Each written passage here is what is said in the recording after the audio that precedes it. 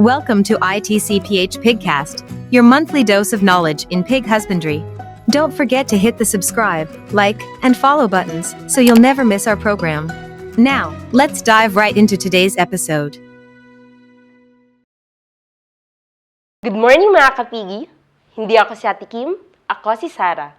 And welcome to the second episode of ITCPH Pigcast. Noong unang episode ng ITCPH Pigcast, ating tinalakay ang mga basic terms tulad ng gilt, sow, boar, castrates, uncastrated, sow index, gestation period, lactation period, piglets born alive, stillborn at mummified piglet, dry period, lost days, finishing period, starters, growers, finishers, market weight, dressing weight, at entrails.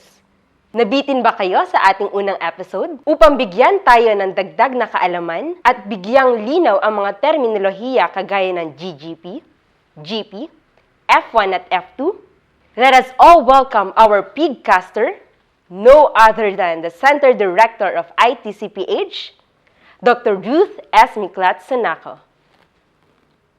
Magandang umaga, engineer. Oo, ako na pala ngayon ang pangalawang pigcaster ba natin? Yes, Doc. Oo nga. So, GGP, GP, F1 at F2, ano nga ba ang kaibahan? Puro G, puro F naman to, engineer, no?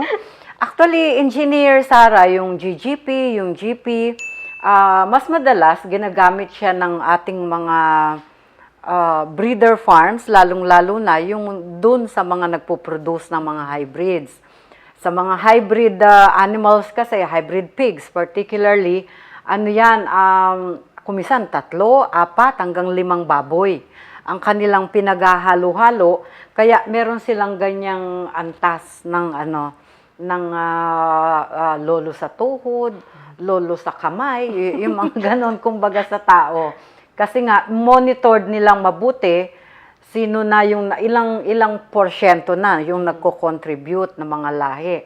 Halimbawa, we talk about pagsasama-sama ng lahi ng Landrace, Large White, Duroc, Pitring, kumisan sasamahan pa ng Mission.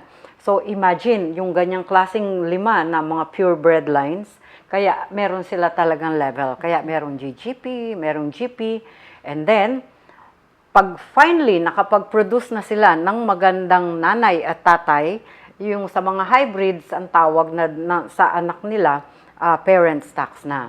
Now, kapag ang pag-uusapan naman, mga purebreds lang, parang sa tao din, di ba, no? F1, F2, ganun lang. F stands for first filial generation, kaya F1. So, ibig sabihin, magmula sa lolo nila, merong nanay, tatay, so F1 sila yung F1. Tapos, yung magiging anak nila, usually F2, ito na yung mga patabaing baboy. So, yun. So, ang haba ng paliwanag ko, pero ang ibig lang nating sabihin, yung GGP, GP, PS, ginagamit yan sa mga hybrids. While yung F1s, ginagamit sa mga purebred lines. Doc, dito sa ITCPH, meron ba tayong GP, F1, F2? Oo, ang tawag din natin GP kasi mga imported yun na, 'di ba, no, yung galing natin sa US. Okay. Na but actually lang sila din, purebred na large white at saka landrace. Kaya pag pinagsama natin nanay na large white, tatay na landrace, yung anak nila magiging F1. So, and then ibibreed pa uli yun siguro sa isang Duroc Pitring uli. So, yung anak nila magiging F2, yun na yung magiging patabaing baboy. Yun na yung gagawin mong tosino, engineer. Pag So, yun. So, meron tayo dito. Meron tayong mga purebred lines sa ITCPH.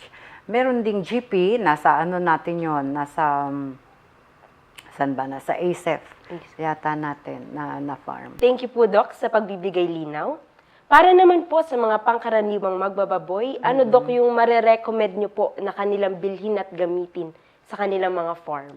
Oo, maraming salamat, engineer. Kasi maano nga yan, no, kumisan gusto mga pure. Of course, hindi pwede. Depende kasi sa gusto mong i-produce.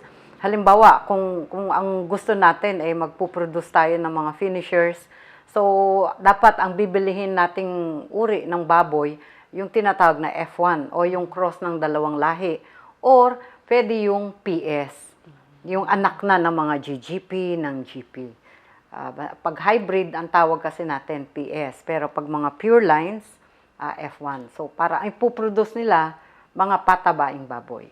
Yun. So, sa karaniwang magbababoy, dapat yun ang bibilhin natin. Ayan mga kapigi, narinig nyo ang advice sa atin ni Doc Ruth. So para sa mga bibilin at gagamitin nyo ng mga baboy sa inyong mga farm, laging tandaan na dapat galing ito sa legitimate at accredited na breeder farms. At para madagdagan ang inyong mga kaalaman, iniimbitahan namin kayo na umattend pa sa aming mga training courses na makikita nyo sa aming mga social media accounts. Muli, Doc, isa pong karangalan na maimbitahan kayo sa ating pong episode ng Pigcast. Meron pa po kayong gustong sabihin sa ating mga kapiging nanonood?